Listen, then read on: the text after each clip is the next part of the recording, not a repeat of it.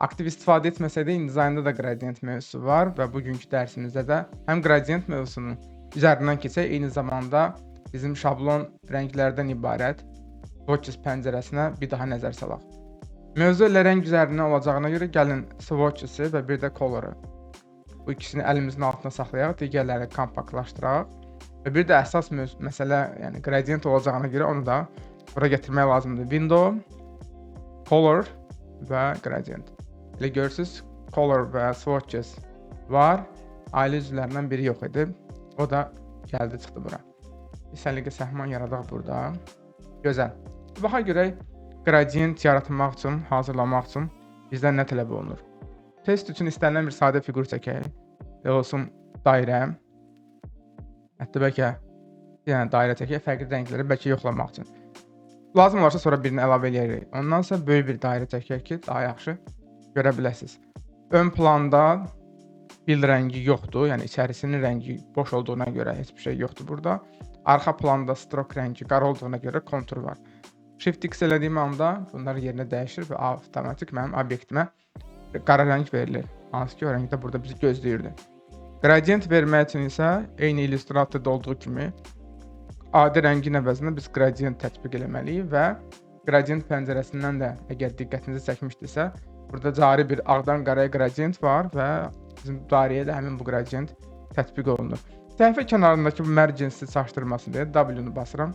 Ümumiyyətlə grid rejimindən çıxaq, çünki bu dəqiqə konstruksiya, obyektlərin kənarındakı çərçivələr və s. bizə lazım deyil.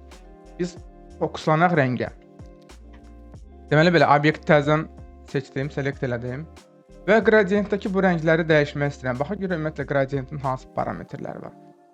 Son dərslərimdə qeyd eləmişdim ki, bir pəncərə açmışsınız, həmişə onu yoxlayın görək orada bəlkə əlavə pəncərə var. Yəni gradient sizdə bəlkə belə də açıla bilər. Ona görə də show options eləyək ki, əlavə parametrləri də görünsün.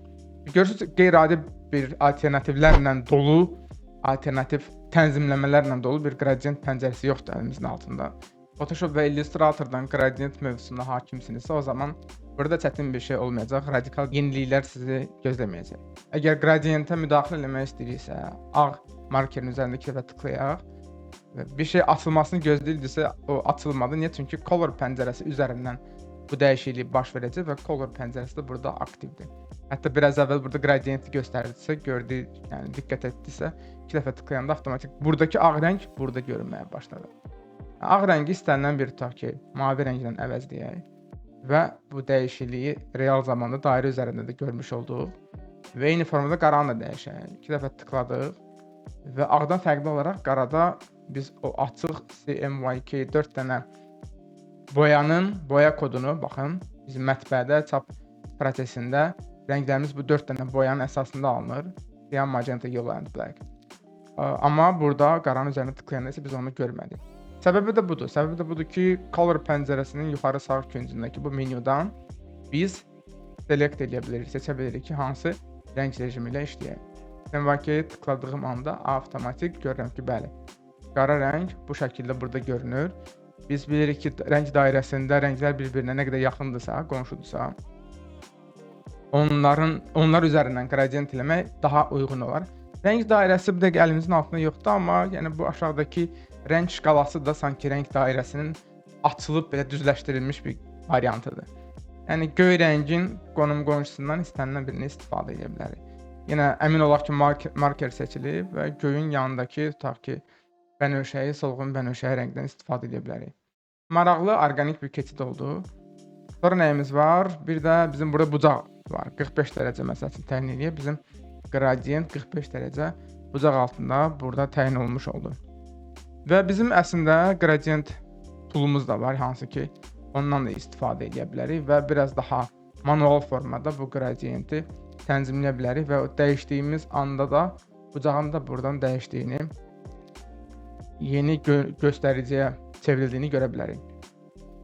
Bizim gradientdə növbəti iki parametr bir budur, rənglərin yerini dəyişmək.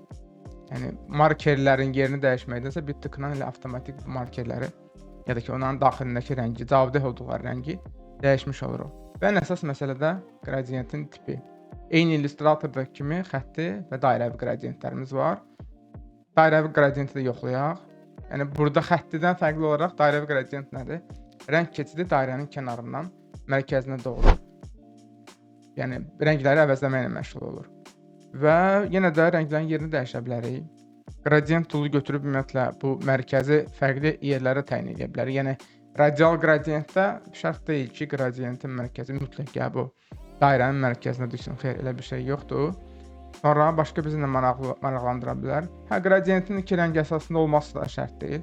Bu intervalda bir dəfə tıklasaq və tutaq ki, tən ortaya təyin eləsək bu markeri, 50 yazıb enter basaq və göydən gəlin belə eləyək. Bu göy rəngi biraz daha tünd göy eləyək və açıq və sonra da bənövşəyə bir keçid olsun. Əla. Və bir də bizim gəlin bu dairəvi qradiyentin əvəzində xətti qradiyent qoyaq və müəyyən bir 45 dərəcəlik bucaq altına bunu təyin edək. Tutaq ki, siz bu qradiyent tipini bəyəndiniz və istəyirsiniz ki, bundan sonra yəni şey diqqətimi çəkdi. Bunu heç sevmirik. Bizim burada rəngimizin tərkibinə baxın. 94% göy kraska var, boya var. 88% markant. Hətta gəlin bunu biraz yuvarlaqlaşdıraq, ən azından 5-ə 0-a bərabərləşdirək. 95-in 90-a və gələk bizim bənövşəyi rəngə. Bunu da eləyək, tutaq ki, 50-nin 80-ə təmiz olsun. Amma buna baxın, iyrənc görüntü var. Əsla belə bir şey qəbul oluna bilməz. Nəzəri cəhətdən çap prosesində heç bir problem yaşatmayacaq bu. Amma biz dizaynerlər özümüzü sistemli bu şəkildə təmiz işləməyə öyrətməliyik. Belə bir rəng keçidi sizi qane edir və istəyərdiniz ki, bunu da 50-yə bərabərləşdirək, düz mərkəzdə olsun. Bunu da -45 eləyək. Tamam, biz dizayner kimi belə bir qradiyent təyin elədik və istəyirik ki, bu qradiyent şablonlaşsın. Əlimizin altında swatches pəncərəsində, yəni rəng palitrasında qalsın. Çünki irəlidə təkrar bunu istifadə etməyə lazım gələcək. Bu qradiyenti biz rahatlıqla swatch panelinə əlavə eləyə bilərik. İki variantı ən azından təklif eləyək.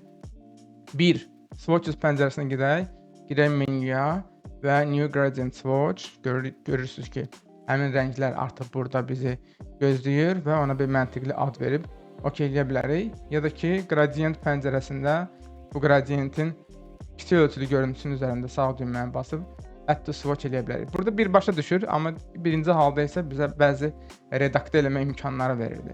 Amma olsun, biz rahatlıqla 2 dəfə tıklayıb bu balaca bölmənin üzərində Gradient Options pəncərəsini aça bilərik. Buna da məntiqli bir ad verək. Əni də hətta gəlin öz dilimizdə yazaq, yəni ingilis dilində olması şərt deyil. Yazaq bura göy xətt qoyaq bənövşə hop 2 dəfə tıklayaq bənövşə enter bastım avtomatik. Ona görə belə bir görüntü oldu. OK elədikdən sonra isə Gradient şablonu düşdü bizdə Swatches pəncərəsinin içərisinə. Ümumiyyətlə Swatch pəncərəsi ilə işləməyi bir daha xatırlayaq. Bu burada bizi gözləsin.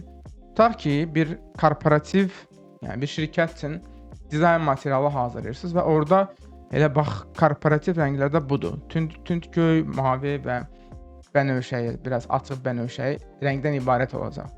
Doğru və həmin o rəngləri elə bura daxil etmək istərdim. İçəri girək, ümumiyyətlə baxaq görə bizdə rənglər necə idi? Belə bir rəngimiz var 95-in 90-a.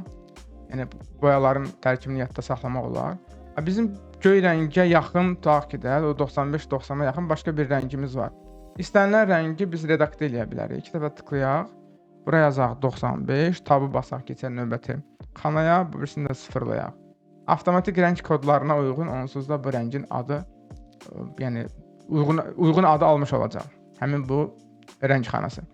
Yaxşı, bizim qradiyentdəki ikinci markerimizin boya tərkibi nə idi? 75-in 35-ə. Əslində bunu təmizləmək və ya işə yaradı. Çünki əks halda biz o qarışıq faizli göstəricilərlə işləməli olacaqdıq.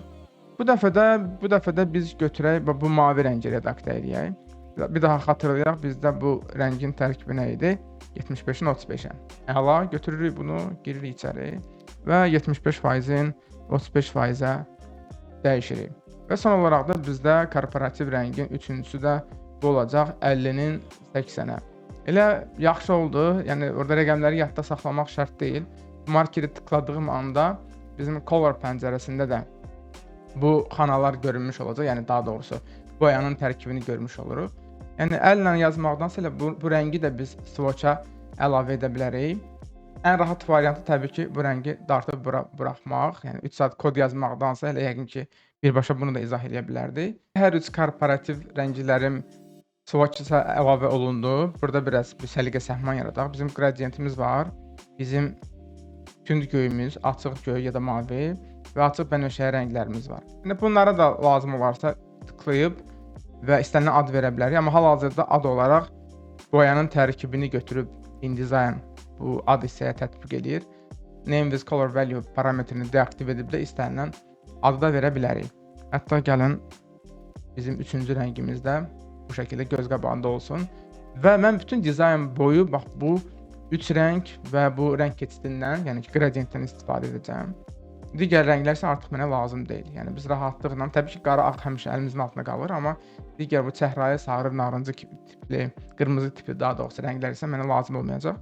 Biz bunları yığışdıra bilərik. Hətta bir dizayn prosesindən əvvəl, yəni belə eləyək də, bunu biraz eləyək ki, qara rəngimiz də yerləşsin. Dizayn prosesindən əvvəl yəqin ki, biz özümüzə belə bir palitra hazırlamalıyıq, ta ki, daha doğrusu yəni hazırlasaq özümüz üçün faydalı olar. Bir də bunun bizdə bir ağ rəngi olacaq. Formal olaraq da X-i basıb konturla qara verək ki, görünsün ki, yəni ki, bizim əlimizin altında belə bir rənglər var. Selection-a görə də, yəni həm də istərdim ki, fərqli mövzuları təkrar eləyək. Selection-a görə align eləyə bilərik və distribute eləyə bilərik ki, ara məsafələr səliqəli şəkildə düzülsün. Bu rənglərdən ancaq istifadə edəcəm. Ancaq bu rənglərdən faydalanacağım iş prosesində. Ona görə digərlərindən xilas ola bilərik. Gəlirik menyuya və burada Select all unused, yəni bütün istifadə olunmamış rəngləri seç deyə parametri, əmri qəbul edirəm, seçirəm və bunu da atıram. Hop! Zibil qabına getdi, şimdi alacaq. Və artıq mənim əlimin altında gradient daxil olmaqla bütün swatchlar var. Və InDesign'da gedirsiniz 30-cu səhifəyə, orada hansısa bir qrafik forma lazımdır, bir düzbucaqlı çəkmisiniz. Burada yəni kontur rəngini yığışdıraq, X-i basıram ki, artıq ancaq obyektin içərisini rəngləməklə məşğul olun. Yəni korporativ rənglərdən istənilən birini eyni zamanda gradienti də tətbiq edə bilərsiniz. Təbii ki, gradientə sonradan müəyyən tənzimləmələr də eləmək mümkündür. Yəni ən azından gradientin tipini, bucağını və s. biz dəyişə bilərik və ya yerlərini dəyişə bilərik. Yəni burada əsas işi rahatlaşdıran məqam nədir? Sadəcə bu gradient rəng keçidi düzgün şəkildə əlimizin altında olur. Bizim gradientlə, InDesign'da gradientlə işimiz bu. Onsuz da çox aktiv istifadə eləmirik. Amma hər bir halda yerinə görə əgər bir dizayn materialı sizdən tələb eləyərsə ki, burada aktiv şəkildə gradient tətbiq eləyəsiniz. Bir müasir, bəlkə bir futuristik, bəlkə bir yəni uşaqlar üçün hazırlanmış dizayn ola bilər ki, orada rəngarəng görüntü almaq lazımdır. Hə, o zaman niyə də yox, gradienti təbii ki, tətbiq edə bilərsiniz. Təkrarlayıb eksperimentlər aparandan sonra hər hansı suallar yaranarsa, çətinlik yaranarsa və ya bizim göstərdiklərimiz bir səbəbdən alınmarsa, narahat olmağa dəyməz. Videonun altındakı şərhlər bölməsində suallarınızı yazın. Qısa müddətdə geri dönüş edəcəyik. Növbəti dərsdə görüşərik.